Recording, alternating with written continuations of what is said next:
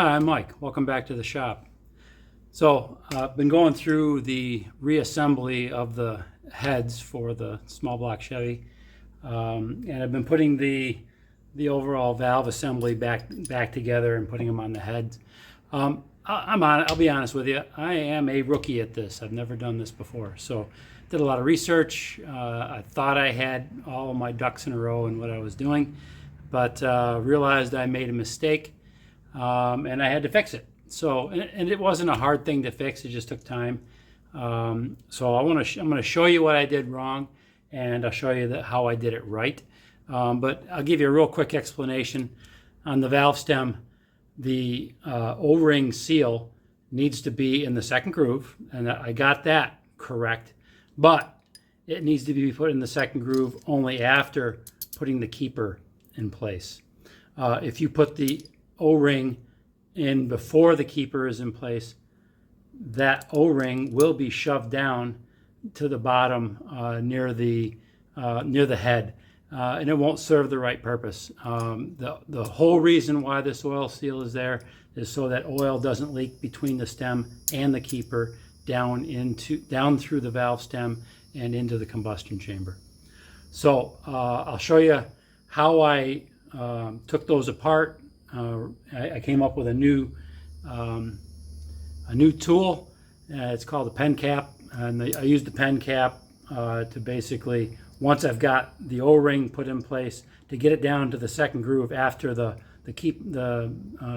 key groove. You got to push it down with something, and this is what I came up with. So that worked really well. By the time I was done fixing the 8th valve, I think I got to be pretty good at it. I did use this tool, which can really be a bear on your hands if you're trying to hold it and turn it. What I ended up doing after a while is using some old pliers, basically to hold the legs in place like this, so I'm not beating up my hands, and that worked pretty well, as long as I could keep the ratchet on the top of the turny thing here. Okay, so that's what I learned. Hope you enjoy the video, and if you think I'm always happy to have people pick on me, so don't hold back. Thanks for watching.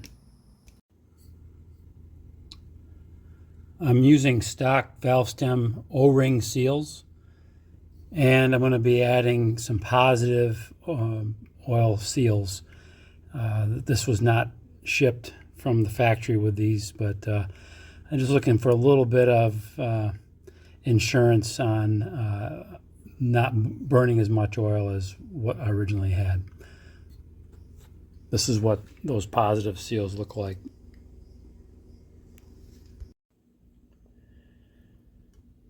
So the oil comes up through the push rod in that hole there, and as the valve is actuating up and down, the oil comes through the hole in the rocker and then drips down onto the umbrella here, and the umbrella basically diverts all of the oil to the outside of the spring and down into the drain holes. So if there is no seal at this point here, then the oil will go down inside the umbrella instead of the outside of the umbrella, and then will go down the valve itself, the valve stem, and then bake onto the end of the valve. So, and as well as get consumed during the combustion process and oily smoke out your exhaust. So how is this supposed to look? What I had done was I had put the O-ring on the bottom side of the seat here. So as I assembled it, the O-ring got pushed down and basically left a gap. Let's see if I can, left that gap between the valve stem and the keeper, the valve keeper. So what it has to be is the O-ring actually needs to be on the up side, or the top side of that keeper.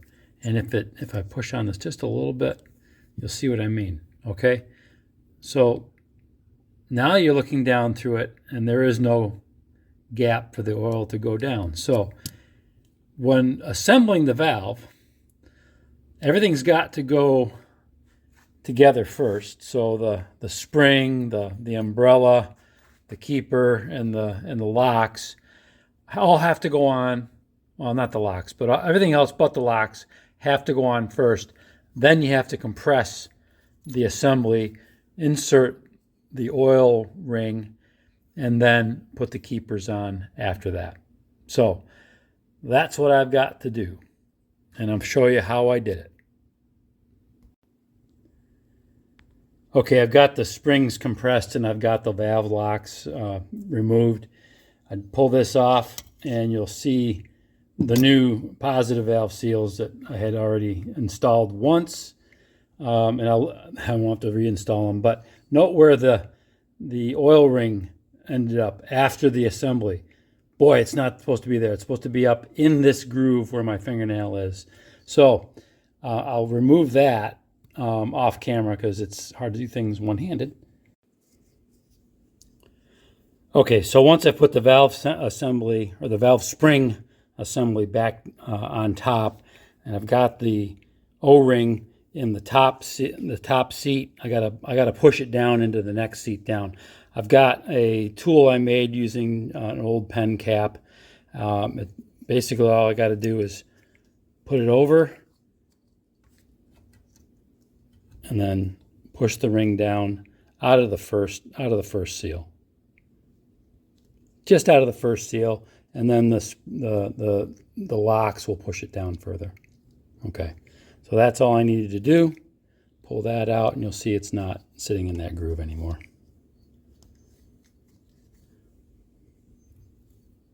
All right, so that's open. Now I take the locks, put them in,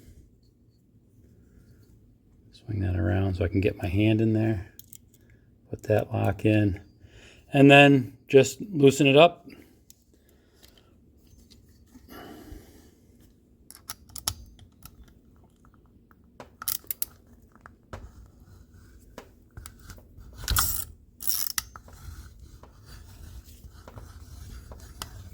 And the locks go right back on.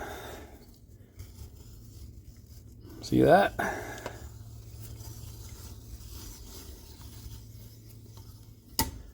All right, so now the O-ring is where it's supposed to be. As the oil flows down the rocker, it's gonna puddle here and then continue to drain down the umbrella. And now that I've got the positive seal, the blue positive seal on the inside, there's no issue with that as well. So there will be a lot less oil going down the valve stem, burning up in the combustion chamber. So problem solved. Okay, I've got 3 of these done. I got 5 more to go here, and then I've got the other head to go as well. Don't make the same mistake I made. Well, at least I'm consistently wrong. There's 4 for 4.